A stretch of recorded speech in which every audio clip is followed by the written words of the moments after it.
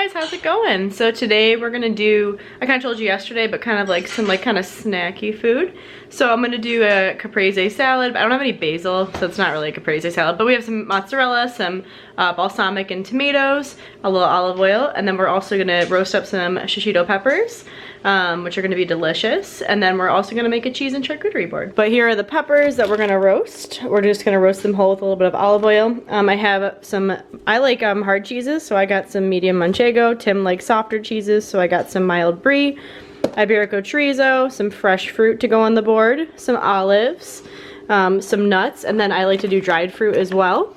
And then the bread we're gonna toast up. Actually, this bread is so good it doesn't even really necessarily need to be toasted up. And then for the caprese kind of hybrid, we're gonna use some mozzarella, some sugar bomb tomatoes, red onion, and our balsamic. So like I said, the first thing we're gonna do is roast our peppers. All right, so I went ahead and washed our peppers. Now I'm just gonna toss some olive oil and salt. All right, so I just put our peppers tossed in the olive oil and salt on our sheet tray that I lined, and we're gonna roast these at 450 degrees for about 5 to 7 minutes.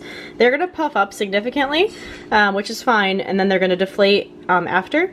And we want them to get a little bit of a char. That's why we're cooking it at such a high temperature. All right, guys, I don't know if you can see, but I'm using the tripod. So we're gonna go ahead and cut all the ingredients for our cheese board.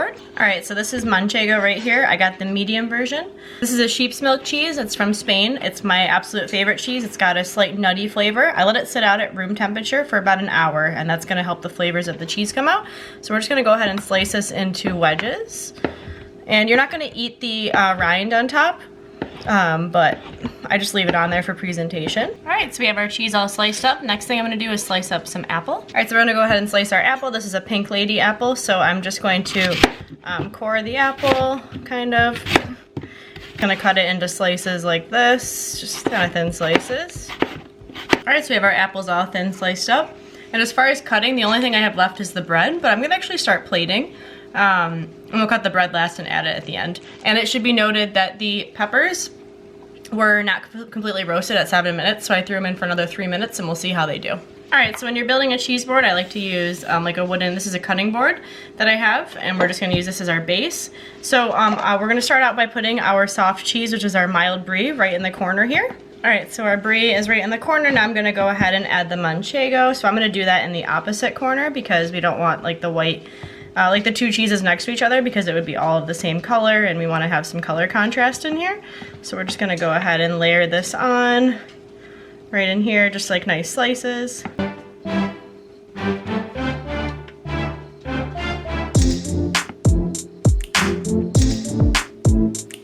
Alright, next I'm going to go ahead and add our Iberico chorizo. So this is a pork based cured sausage. It's from Spain, so I figured this would go really well with the manchego. It has some garlic and paprika, so I'm actually going to put this up in the corner up here, and we're just going to lay this out.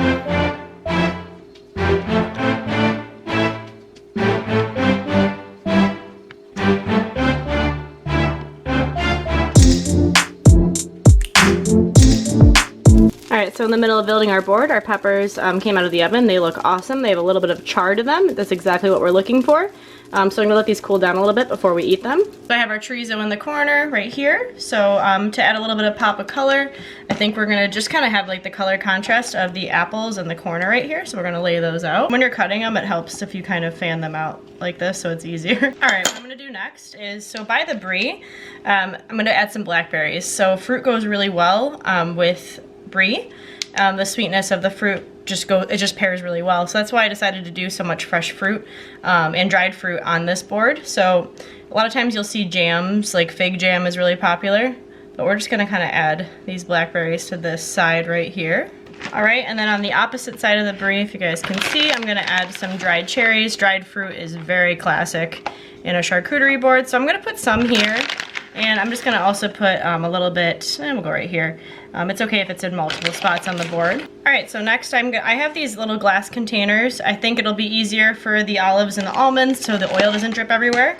So I'm going to add some, these are rosemary Marcona almonds. Marcona almonds are also a Spanish nut, so I figured it would go really well with the manchego. And then I just got like a pitted olive mix. You can do whatever olives you'd like. A lot of times I like to do like an oil cured olive goes really well. So we're just gonna go ahead and add this. Let's see, is this an oil or a brine? Ooh, it's an oil. So we're just gonna add that right into here. All right, and so I also just cut up some of this bread, so we're just gonna add, this is the 6-seed bread. I think I used this for the avocado toast, if I do recall. So we're just gonna add this right to the center. I didn't toast this because this bread was baked today, and I thought it had enough flavor, and I didn't want it to dry out. So we're just gonna add this to the center.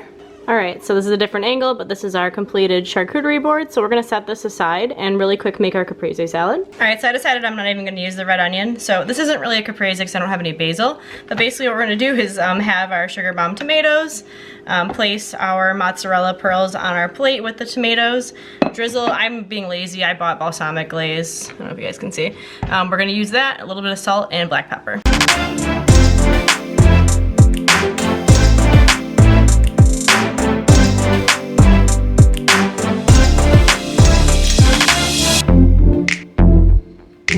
And I went ahead and plated up our peppers. I'm just gonna add a little bit of lime zest on top. All right, so there are our roasted shishito peppers, our tomato and mozzarella salad, and I think the best part of it all is our charcuterie board.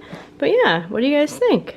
I think it looks awesome. All right guys, thanks so much for watching. I hope you enjoyed kind of using the tripod so you could actually see me cut some of the items. It's still a little wonky, I'm getting used to using it.